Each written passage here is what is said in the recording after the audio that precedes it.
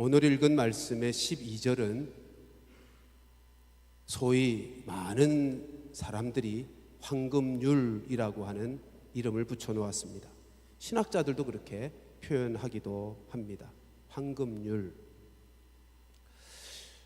12절 말씀을 같이 좀 보실까요? 그러므로 무엇이든지 남에게 대접을 받고자 하는 대로 너희도 남을 대접하라. 이렇게 사는 것이 황금과 같은 삶의 방식이라는 것입니다.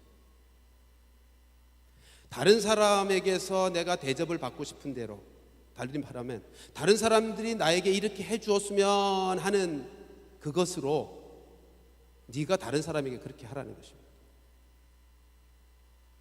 여러분, 이 세상 사는 사람 치고 자기 중심적으로 살지 않는 사람은 없을 것입니다. 다 자기 중심으로 살게 되어 있습니다. 그렇잖아요. 생각을 내가 하는 거니까.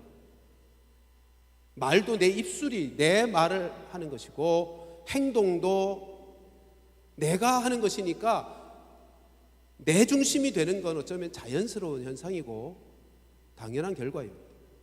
근데 만일 본문이 말씀하시는 방식대로 나 중심이 아니라 상대방 중심으로 인간관계가 이루어지는 삶을 산다면 그 공동체는 얼마나 평안하고 행복하겠습니까? 우리가 인생을 살아가면서 갈등하고 싸우는 이유가 뭡니까? 다 자기 중심이기 때문이잖아요. 내 중심으로 생각하고 내 중심으로 판단해서 그 모든 것들도 내 중심으로 판단된 대로 말하고 행동하고, 그러니까 상처도 주고 의도하지 않았는데도 나 중심이라고 하는 그것 자체가 결국은 가져다 주는 결과가 상처요, 싸움이요, 갈등이더라는 말이죠. 그러니까 만일 이렇게만 살 수 있으면 황금률의 삶의 방식으로, 근데 가만히 생각해 보면 이렇게 사는 것이 인간의 도리 아닐까요? 내가 귀하면 그 사람도 귀하죠. 내가 소중한 사람이면 그 사람도 소중한 사람이에요. 내가 잘났으면 그 사람도 잘난 사람이에요. 내가 하나님의 형상을 따라 지음받았기에 존귀한 인생일 뿐만 아니라 그도 하나님의 형상을 따라 지음받은 자이기에 존귀한 인생이라고요. 따라서 그를 존중히 여기고 배려하고 그를 위하여 생각하고 그를 배려하며 행동하고 그러는 것이 인간의 도리죠. 나만 잘난 것처럼, 나만 아는 것처럼, 내 판단만 옳은 것처럼 그렇게 행동하는 건 도리가 아니죠. 여러분, 이 말씀과 비슷한 가르침은 거의 모든 문화권에 다 있습니다. 우리나라에도 있잖아요. 역지사지, 그죠? 입장을 바꾸어서 생각하며 살래요. 입장을 바꾸어서 내 입장만 생각하지 말고 상대방의 입장에서 생각해서 행동하라는 거예요. 비슷한 말이잖아요. 공자도 그런 말을 했어요. 그의 제자 자공이 공자에게 이렇게 묻습니다. 선생님, 일평생을 살면서 반드시 실행해야 될 삶을 한마디로 표현해 주신다면 무엇입니까? 그때 공자가 한 말이 내가 싫은 건 다른 사람에게도 하지 마 였습니다. 내가 싫어하는 것, 내가 싫은 것, 그것을 다른 사람이 하지 않도록, 그리고 다른 사람에게도 하지 말도록 그렇게 사는 것이 일평생 명심해서 살아야 될 삶의 방식이래. 그게 공자가 가르친 거예요. 근데 그런 똑같은 말을요, 예수님이 살아 계실 때 유대인 랍비 중에 힐렐이라고 아주 유명한 랍비가 있는데 그도 똑같은 말을 했어요. 내가 하기 싫은 일은 다른 사람에게 하도록 하지 말고 내가 하기 싫은 것을 다른 사람에게 하지 말라. 똑같은, 어떻게 그렇게 똑같은 말을 했는지, 언어만 다르지 의미가 똑같은 말을 했어요. 그리고 힐렐이라고 한 랍비가 이것이 율법이야 그렇게 말했습니다. 이제 오늘 본문 다시 보세요. 예수님이 하신 말씀입니다. 무엇이든지 남에게 대접받고자 하는 대로 너희도 남을 대접해라. 이것이 율법이요 선지자니라. 율법이요 선지자니라. 이게 무슨 뜻이에요? 이게 성경이다 그 말이죠. 이게 성경의 핵심이다 그 말이에요. 하나님의 백성된 자의 삶의 방식은 대접받고 싶은 대로 남에게 대접하는 삶의 방식으로 사는 것이 하나님이 말씀하신 성경의 핵심이다. 지금 그 말씀을 하고 있는 거예요. 그러니까 어찌 보면 예수님의 이 말씀, 성경의 이 가르침과 세상의 가르침이 비슷해요. 통하는 게 있잖아요. 지금 공자의 가르침이나 예수님의 가르침이 통하는 게 있어요. 그래서 1993년에 세계의 많은 종교 지도자들이 함께 모여서 회의를 했어요. 세계의 평화를 어떻게 이룰 수 있겠는지 모여서 회의를 하면서 지구촌 윤리 선언이라는 걸 만들었어요. 근데 지구촌 윤리 선언을 만들기 위해서 모든 종교의 가르침을 공통분모를 이렇게 찾아서 모아봤더니 본문이 12절이 나온 거예요. 그래서 이 12절 남에게 대접을 받고자 하는 대로 남에게 대접하며 살라, 이 말씀이 더 유명해졌어요. 자, 그러면 이런 질문 하나 생겨요. 아니, 성경의 핵심이, 성경의 가르침이 이것이라면 다른 세상에서의 가르침도 다 뭐 이 가르침을 가르치는데 성경이 꼭 필요했을까? 그렇잖아요. 공자가 예수님보다 500여 년 앞에 있었던 인물이잖아요. 공자가 이미 이런 가르침을 줬다면 예수님이 꼭 뭐 오셔서 이런 가르침을 하실 필요가 있었을까? 근데요, 오늘 본문의 가르침은 좀 달라요. 오늘 두 가지 차원의 다른 점을 좀 말씀드리려고 하는데요. 첫 번째는 세상의 가르침과 예수님의 이 가르침, 황금률, 세상의 황금률, 이 비슷한 황금률들이 있어요. 세상의 황금률과 예수님의 황금률에서의 차이는, 예수님의 가르침에는 수직 관계가 있다는 거예요. 하나님과의 관계가 있다는 거예요. 세상의 모든 가르침은 어떤 종교든 어떤 철학이고 윤리든 그들의 가르침은 다 수평적인 관계 속에서의 삶의 방식이에요. 무슨 말이냐면 나도 사람이고 너도 사람이잖아요. 근데 다 평등하죠. 다 수평적인 관계라고. 수평적인 관계 속에서 이렇게 살라고 가르치는 것이 세상의 가르침이에요. 근데 기독교의 가르침은 독특해요. 수평적인 가르침으로 끝나지 않고 수평적인 관계와 아울러 수직적인 관계 속에서 어떻게 살아야 되는지를 가르치는 거예요. 그러니까 이런 거예요. 나도 사람, 나는 누구인가 그럴 때 나는 사람이다. 하나님의 형상을 따라 지음받은 사람이다. 너는 누구인가? 상대는 누구인가? 상대도 똑같이, 나와 똑같이 하나님의 형상을 따라 지음받은 사람이죠. 기독교인들이 믿는 게 그거예요. 사람이 그냥 사람이 아니고 하나님으로부터 지음받았는데 하나님의 형상을 따라 지음받은 존재들이. 그래서 기독교인들은 사람을 관계할 때 내가 너와 어떤 일을 하면 나와 너의 일로 끝나지 않고 그게 다 하나님과 연결되어 있다는 거예요. 그를 만드신, 나를 만드시고 그를 만드신 하나님과 다 연결되어진다는 거예요. 그걸 믿는 거예요, 기독교인들은. 예를 들면 이런 거예요. 내가 옆에 사람, 가난한 사람을 구제했어요. 구제받은 사람이 기뻐하겠죠. 근데 하나님도 기뻐하신다는 거죠. 그걸 알고 그걸 믿는 거예요. 내가 옆에 사람에게, 형제에게 사기치면 그 사기 당한 그 형제만 흥분하고 분노하는 게 아니라 하나님이 분노하신다는 거예요. 내가 형제에게 욕을 하면 우리가 5장 앞에서 본 것처럼 형제를 향하여 라가, 미련한 놈, 그러면 그 형제에게 욕한 것으로 끝나는 게 아니고 그를 만드신 하나님을 향한 욕이라는 거예요. 그래서 우리 마태복음 볼 때 나가라 형제에게 미련한 놈이라고 욕하면 결과가 어떻게 된다 그랬죠? 지옥에 던져질 것이다. 그게 하나님이 분노하셔. 하나님을 향하여 욕한 것이 되고 만단 말. 그리스도인은 인생을 살면서 삶의 방식이 이 관계를 놓치시면 안 돼요.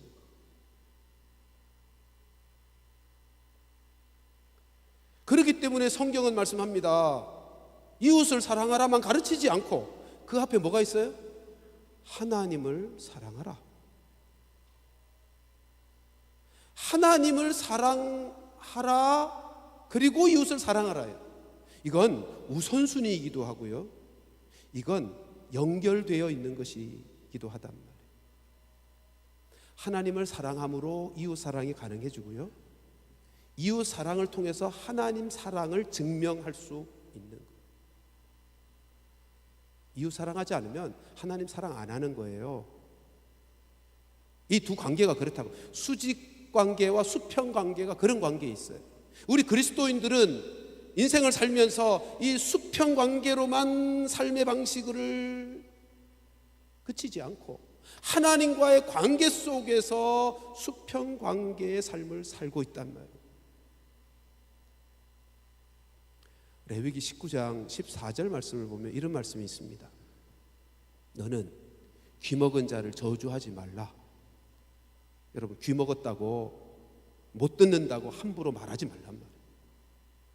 누구는 들으셔요? 하나님은 들으시는 거예요. 소경 앞에 장애물을 놓지 말라.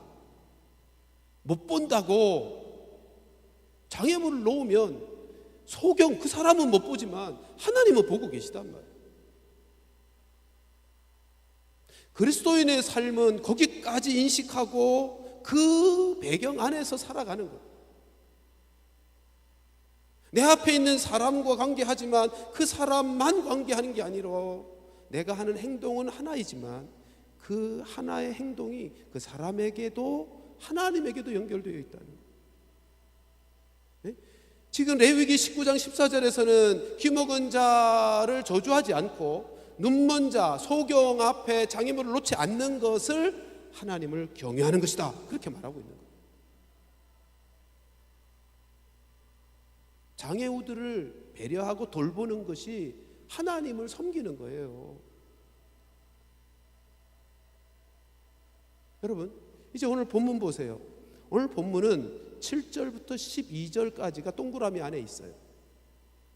제가 늘 말씀드리죠. 성경을 읽어가시다가 동그라미와 동그라미 사이가 한 주제 글이란 말이에요. 그러므로 12절, 오늘 본문의 12절은 따로 띄워놓고 읽을 말씀이 아니에요. 그리고 실제로 12절 앞에 뭐가 있어요? 12절 띄워주세요. 그러므로가 있잖아요. 그러므로는 뭐죠? 앞의 내용의 결과를 지금 표현하고 있는 거예요. 그러니까 12절만 딱 떼면 안 돼요. 자, 12절은 황금률의 말씀이라 그랬죠. 우리가 하나님의 백성된 자들이 인간관계 속에서 삶을 어떻게 살아야 되는지, 어떻게 살라고요? 대접을 받고 싶은 대로 남에게 대접하고, 다른 사람이 나에게 해주기를 원하는 것을 다른 사람에게 행하며 살라는 거예요. 근데 그게 수평관계로 끝나는 게 아니고 수직관계가 연결되어 있다는 거예요. 그게 7절부터 11절이에요. 여러분, 7절부터 11절을 우리가 매우 익숙하게 살피고, 근데 7절부터 11절까지로 끊어서 늘 살펴요. 7절부터 11절은 우리가 하나님과 관계되어 있음을 말씀하고 있는 거예요. 그 관계를 말씀하고 나서 그러므로인 거예요. 다시 말씀드립니다. 기독교인들의 독특한 삶의 방식은 늘 인간관계 안에서만으로의 삶이 아니고 언제나 내가 무엇을 하든지 어떤 말을 하든지 어떤 행동을 하든지 다 하나님과 연결되어 있다, 이걸 인지하고 그 배경 속에서 살아가는 삶의 방식이에요. 이제 7절 보실까요? 7절 이렇게 되어 있습니다. 구하라 그리하면 너에게 주실 것이요, 찾으라 그리하면 찾아낼 것이요, 문을 두드리라 그리하면 너에게 열릴 것이다. 여러분, 이 말씀에서 우리가 중요한 것, 이 말씀을 7절부터 11절까지만 끊어서 해석하면서 구하라, 찾으라, 두드리라 쪽에 강조점이 늘 많았어요. 근데 사실은 그렇게 끊임없이 노력하면 너희가 원하는 것 얻어낼 수 있다, 이제 그 말씀을 하시기보다 그 의미가 없는 건 아닌데, 지금 12절과 연결돼요. 12절이 결론이니까 이 결론을 내기 위해서 이 말씀을 주셨을 때의 첫 번째 목적은 하나님이 어떤 분이신가를 알게 하시기 위함이에요. 하나님은 어떤 분이시다? 너희가, 여기 너희는 누구예요? 하나님의 자녀들, 구원받은 하나님의 백성들. 너희가 구하면 들어주시는 분. 지금 그 말씀하고 싶은 거예요. 하나님은 누구신가? 하나님은 우리가 하나님의 자녀된 성도들이 하나님께 기도하면 그 기도를 들어주시는 분. 여러분, 그게 믿어지게 하기 위해서 8절에 다시 반복하죠. 구하라, 구하는 이마다 받을 것이다. 8절에 똑같이 다시 반복하고 있어요. 여러분, 이거 생각해 보십시다.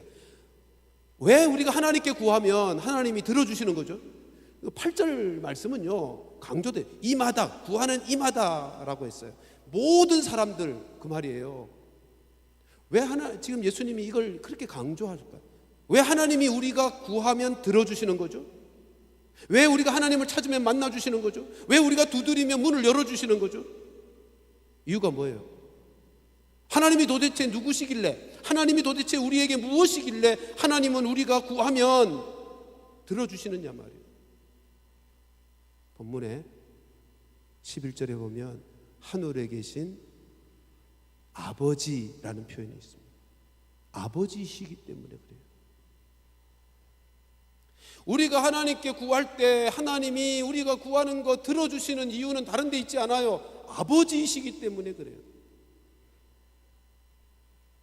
여러분, 육체의 아버지도, 이 세상이 다 죄악으로 가득 차 있으니까 아버지도 죄인이잖아. 그렇죠? 아버지도 죄인이어서 악이 있어요. 악인이에요, 다. 그렇지만 적어도 자식에게는 아버지는 사랑입니다. 아버지는 자식에게 좋은 거 주기를 원하는 아주 특별한 존재. 엄마도 마찬가지죠. 여러분, 이런 질문 해보셨어요? 아니, 왜 아버지는 자식에게 사랑일까? 왜 부모는, 아버지 엄마는 자식에게 좋은 것 주려고 애를 쓸까? 뭐 그런 고민을 할 필요도 없는 거지만 왜 그럴까요? 저는 그 생각을 하면서 이유를 모르겠어요. 제가 아버지인데도 저도 이 말씀대로 내 자식에게 좋은 거 주기를 원하고 그렇게 살아왔는데, 근데 왜 내가 내 자식에게 이렇게 하지? 라고 질문해 보면 이유를 모르겠어요. 답은 하나뿐이야. 아버지이기 때문에. 아버지이기 때문에. 그게 본능이기 때문에. 아버지라고 하는 존재가 갖는 본능이기 때문에. 하나님께서 왜 아버지에게는 그런, 부모에게는 왜 그런 본능을 주셨을까요? 하나님 아버지가 어떤 분인지를 알게 하시려고. 하나님이요, 우리를 창조하시고 아버지가 되셔서 인생들이 하나님이 어떤 분이신지를 알게 하시려고 인간관계 속에 부모에게는 자녀에게 무조건적인 사랑을 베푸는 존재로 만드셨어요. 본능을 심으셨어요. 그러니까 본능으로 그렇게 하는 거지, 계산해 보면 계산이 안 돼요. 그리고 이해가 안 돼. 그렇잖아요. 우리 부모들이 자식에게 쏟아붓는 사랑을 내가 왜 이렇게 하지? 그리고 계산해 보세요. 이게 말이 안 되잖아요. 아니, 노후를 생각하면 말이 안 되지. 근데 쏟아붓잖아. 다 좋은 거.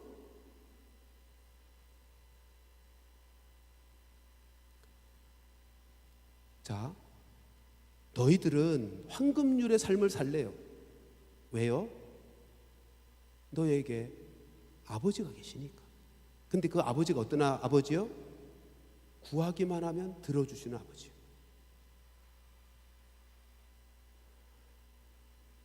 하늘에 계신 너희 아버지라요. 하늘에 계신 너희 아버지.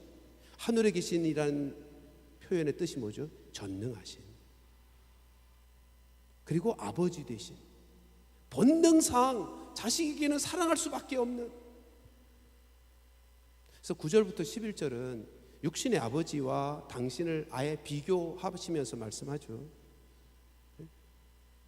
육신의 아버지가 악한 존재이긴 하지만, 죄인이긴 하지만 자식에게는 사랑이고 자식에게는 좋은 것 줄 줄 알지 않느냐, 그러면서 예까지 들어요. 자식이 배가 고파서 떡을 달래요. 배가 고프니까 떡을 달라 그러겠죠. 그러면 배가 고파서 떡을 달라 그러는데 돌을 주면서 야 이거 먹어, 그럴 아버지가 있겠느냐 말이에요. 탄수화물만 먹으면 안 되죠. 단백질도 먹어야 되잖아. 그래서 아들이 생선 달래. 생선 달라는데 뱀을 줄 아버지가 있느냐는 거예요. 그러면서 예수님이 말씀합니다. 하물며 하늘에 계신 너희 아버지께서 너희에게 좋은 거 주시지 않겠느냐. 그러면서 그러므로예요. 그러니까 그러므로는 뭐죠? 너희에게 하늘에 계신 아버지가 계심으로입니다. 너희에게 구하면 주시는 아버지가 계심으로가 그러므로예요.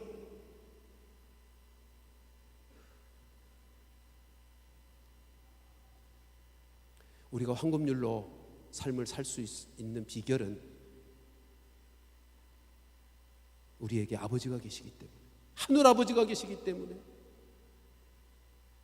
그분이 내가 구하면 다 주시는 분이시기 때문에 그러므로요. 근데 그러므로 안에 하나를 더 기억하세요.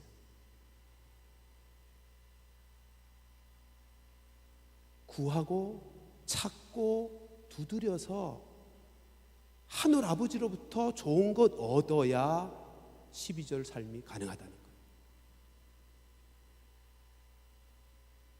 아까 말씀드린 것처럼 우리는 누구도 예외 없이 나 중심으로 살아요. 그게 우리의 본능이고 생존 전략이야. 몸에 굳은 생존 전략. 다 나 중심으로 살아요.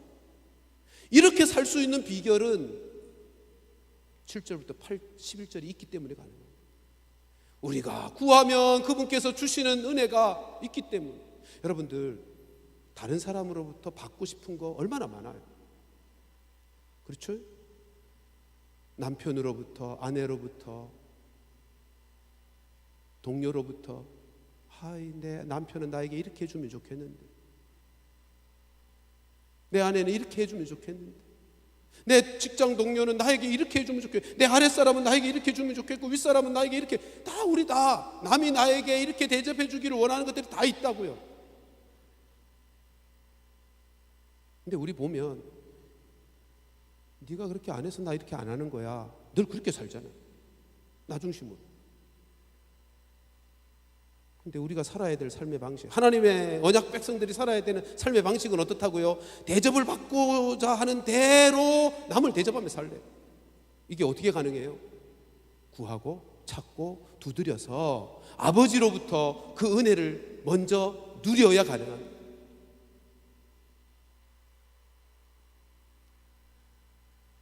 그리스도인의 삶은 언제나 이 원리, 수평관계가 아니고 수평관계로 끝나지 않고 수직과 하나님과의 관계로 이어져 삶을 사는 자들이고요. 뿐만 아니라 하나님으로부터 사랑을 받아야 형제 사랑이 가능한 존재라. 우리가 용서받았기 때문에 용서하는 거잖아요. 용서를 경험한 자들만이 용서를 할 수 있는 거, 사랑을 받은 자들만이 사랑을 베풀 수 있는 거. 우리 인간 도리상 다 알잖아요. 어릴 때부터 부모의 사랑을 잘 받은 사람, 그렇게 큰 사람은 사랑할 줄 알아. 근데 그 경험이 없는 사람은 사랑하고 싶은데도 사랑할 줄을 몰라서, 경험이 없어서 못한다 그러잖아요. 사랑하는 성도들이여, 우리가 황금률의 삶을 살 자들인데, 그것이 하나님의 백성들이 살아야 될 삶의 방식인데, 먼저 하나님으로부터 구하고 찾고 두드려서라도 반드시 주신다고 약속하셨으니 그 은혜를 받아 하나님으로부터 풍성한 은혜가 있어서 그렇게 받고자 하는 삶이 아니라 베풀며 대접하며 살아가는 성도들 되시기를 주님의 이름으로 축원합니다. 한 가지 더 간단히 생각하십시다. 여러분, 오늘 본문의 말씀은 긍정문으로 되어 있어요. 근데 세상의 가르침은 부정문으로 가르칩니다. 좀 더 정확하게 말하면 구약의 가르침도 대부분은 부정문으로 가르쳤어요. 무슨 말이냐 하면 하지 말라 하지 말라 이렇게 하는 거예요. 근데 성경, 신약 시대의 성경의 가르침은 하라예요. 하라. 아니, 하지 말라와 하라는 뒤집어서 이렇게 보면 내용이 똑같지 않을까? 보세요. 공자의 가르침이 어떻게 됐죠? 내가 싫은 건 남에게 하지 말라, 하지 말라예요. 역지사지는 중립적인 표현이긴 해요. 하지 말라, 뭐 공자의 말이나 하라고 가르치는 대접을 받고자 하는 대로 대접하라 하는 가르침이나 내용상으로는 비슷해 보이잖아요. 근데 전혀 다른 겁니다. 여러분, 하지 말라, 성경에서도 우리에게 하지 말라고 하는 가르침도 있어요. 근데 하지 말라를 순종하는 것은 쉬워요. 상대적으로 쉬워요. 우리 욕망 때문에 못 참고 하지 말라 그러는 것도 하고 살지만, 하지 말라를 순종하는 것은 가만히 팔짱 끼고 앉아 있기만 해도 되잖아요. 그치? 누워만 있어도 그 말씀은 순종할 수 있는 거예요. 그런데 하라는 것을 순종하기 위해서는 적극적이 돼야 돼요. 가만히 있어서는 불순종이야. 그렇잖아요. 움직여야 돼요. 다가가야 돼요. 희생해야 돼요. 찾아가야 하고. 신약 성도들에게는 하나님이 하라의 윤리를 가르쳤어요. 하지 말라가 아니에요. 신약 시대는 성도들에게 주신 명령이 하라예요. 왜요? 어떻게 그렇게 할 수 있도록 예수님께서 십자가에서 대속의 은혜를 이미 베푸셨고요, 성령님까지 보내주셔서 할 수 있게 만드셨거든요. 생명을 이미 주셔서 할 수 있는. 그래서 이제는 하라는 거예요.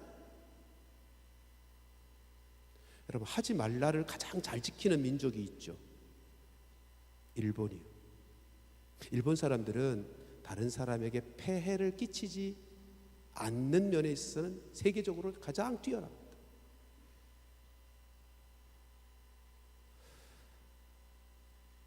여러분, 근데 그렇게 살면 결과가 뭘까요? 생각해 보세요. 다른 사람에게 폐해를 끼치지 않고 다른 사람에게 손해를 주지 않으려고 하다 보니 거리가 생기겠죠. 다가갈 수가 없는 거예요. 그 사람의 삶에 참여하지 않는 거예요. 그래서 결과는 고립이에요. 고립. 그건 인간이 사는 방식이 아니잖아요.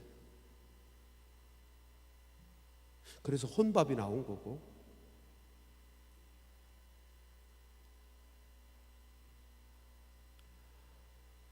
성경이 우리에게 가르치는 삶의 방식은 하라입니다. 그러니까 우리 그리스도인들은 나는 하지 않았어라고 하는 것으로 만족하시면 안 돼. 나는 술 안 먹어. 나는 이제 담배도 안 펴. 나는 이것도 안 해. 이제는 이것도 안 하지. 이 정도면 그것으로 만족할 수 있는 사람이 아니란 말이에요. 그리스도인들은. 우리 그리스도인들은 하라고 하신 것을 하고 있는지를 찾아요. 사랑하라, 용서하라, 섬겨라, 오늘 본문 대접하라, 그거 하고 있는가 말이에요.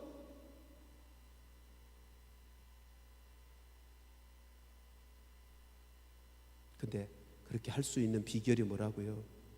구하고 찾고 두드림으로 가는 거예요.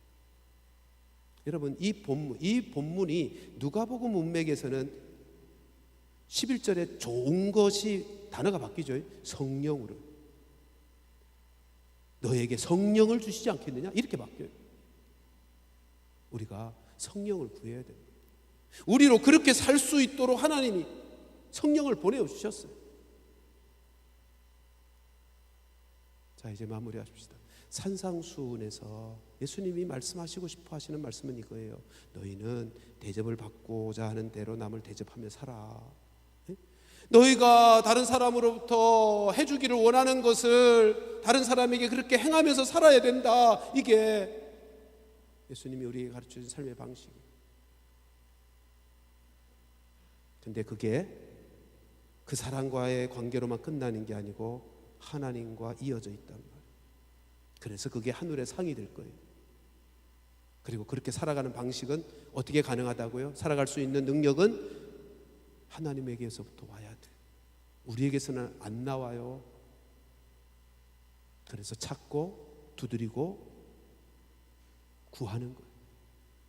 우리 모두 우리가 구하면 반드시 주시는 하늘에 계신 우리의 아버지 되신 하나님이신 것 믿고 전능하셔서 그리고 사랑이 많으셔서 우리가 구하는 것 다 들어주시겠다고 육신의 아버지까지 동원하시면서 우리에게 말씀하신 그 하나님의 기도 응답을 믿고 늘 하나님 앞에서 성령의 은혜를 힘입어 우리의 삶은 황금률의 삶을 아름답게 살아서 우리가 살아가는 모든 삶의 자리마다 하나님 나라가 되는 그런 축복의 인생이 되시기를 주님의 이름으로 축원합니다.